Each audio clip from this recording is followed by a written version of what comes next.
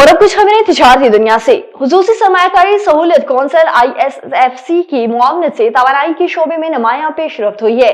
SIFC की तरजीहात में मुल्की वसाइल पर इन्हसार के जरिए मुआशरत का इस्तेहकाम, खुसूसन तवानाई के शोबे की पायदार तरक्की को फरोग मिल रहा है। Oil and gas development company limited ने खैबर पख्तूनख्वा के जिले लक्की मरवत में तेल और गैस की पैदावार शुरू कर दी।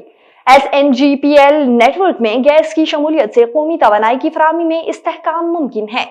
और आलमी रेटिंग एजेंसी फिच ने पाकिस्तान की मुआशरत में बेहतरी का इतराफ कर लिया। फिच ने पाकिस्तान की मुआशरत पर रिपोर्ट जारी करते हुए बताया कि शरह सूद में कमी और इस्तेहकाम से पाकिस्तान में मुआशी सरगर्मियां बेहतर हो रही हैं।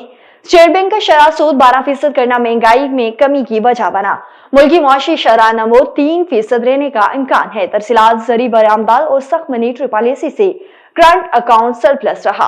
फिच रिपोर्ट्स के मुताबिक मुल्की सरे मुबादला जहाज 3 माह की दरामदाद के बराबर है। माली साल 25 में $22 अरब की अदायगी करनी है।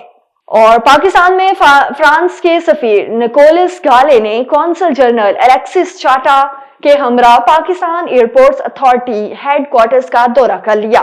पाकिस्तान में फ्रांस के सफीर निकोलस गाले ने पाकिस्तान एयरपोर्ट अथॉरिटी की तरक्याती काविशों को सराहते हुए पाकिस्तान के एविएशन सेक्टर में फ्रांस की ताउन के अज़्म का अदा कर दिया।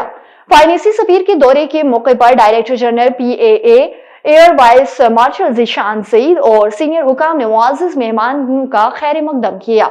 डायरेक्टर जनरल PAA ने फ्रांसीसी सफीर को अथॉरिटी के तंजीमी ढांचे और जदीयत के मंसूबों और मुस्तकिल की हिकमत अमली पर भी ब्रीफिंग दी।